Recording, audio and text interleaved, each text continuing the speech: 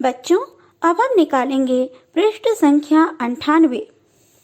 पद्मा आगे बढ़कर अपनी सेना से, बहनों, जिस सेना ने तुम्हारे पिता, भाई, पुत्र और पति की हत्या की है वह तुम्हारे सामने खड़ी है।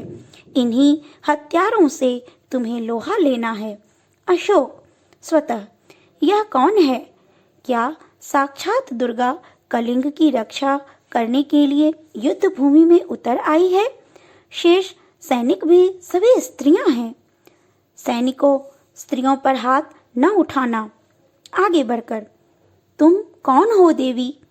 पद्मा, मैं कलिंग महाराज की कन्या हूँ। मैं हत्यारे अशोक की सेना से लड़ने आई हूँ। कहाँ है अशोक? मैं उससे युद्ध करना चाहती हूँ। अशोक, अशोक तो मैं ही हूँ राजकुमारी, दोषी मैं ही हूँ। परंतु तुम स्त्री हो, तुम्हारी सेना भी स्त्रियों की है। मैं स्त्रियों पर शस्त्र नहीं चलाऊंगा। शास्त्र मुझे इसकी आज्ञा नहीं देता। शास्त्र अर्थात धर्म, दर्शन, कला संबंधी ग्रंथ। पद्मा, और शास्त्र की आज्ञा है कि तुम निरपराधियों की हत्या करो। निरपराधी अर्थात जिन्होंने कोई अपराध न किया हो। फूंक दो उस शास्त्र को जो तुम्हें यह सिखाता है। मैं तुमसे शास्त्र सीखने नहीं आई हूँ, शस्त्रों से युद्ध करने आई हूँ, तुमसे बदला लेने आई हूँ। अशोक सिर झुकाकर, तो लीजिए बदला राजकुमारी, मैं अपराधी हूँ। जिस अशोक का सिर आज तक किसी के आगे नहीं झुका वह आपके आगे नत है। नत अर्थात झुका हुआ है। काट लीजिए इस सिर को। मैं हथियार नहीं उठाऊंगा, मेरी प्रतिज्ञा अटल है। अशोक सिर झुकाकर खड़े हो जाते हैं। पद्मा, तो जाइए महाराज। स्त्रियां भी निहत्थों पर वार नहीं करेंगी। निहत्थों अर्थात जिनके पास कोई हथियार ना हो। आप अपनी प्रतिज्ञा की रक्षा के लिए जीवित रहिए।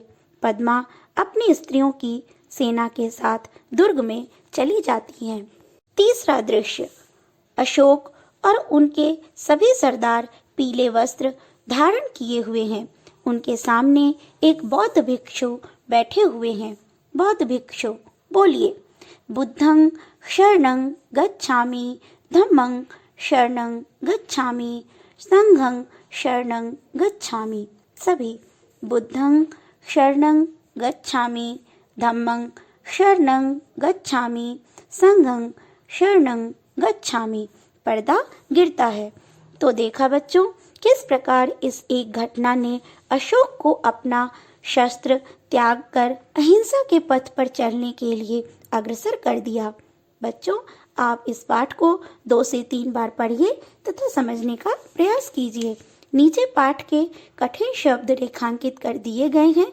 इन्हें आप अपनी पुस्तक में पेंसिल से रेखांकित कीजिए तथा पाठ के अभ्यास कार्य को पुस्तक में ही पेंसिल से आज की दिनांक लिखकर पूरा कीजिए। धन्यवाद। घर पर रहें, सुरक्षित रहें।